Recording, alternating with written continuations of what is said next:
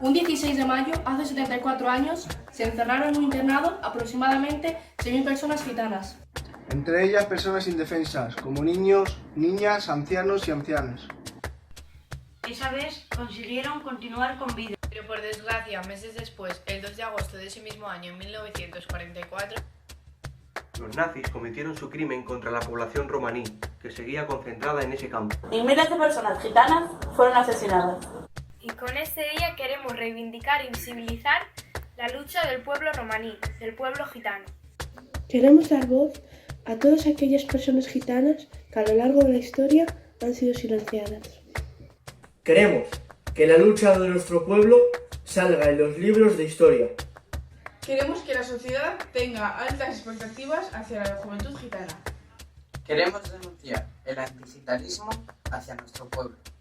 Frenemos el antigitanismo.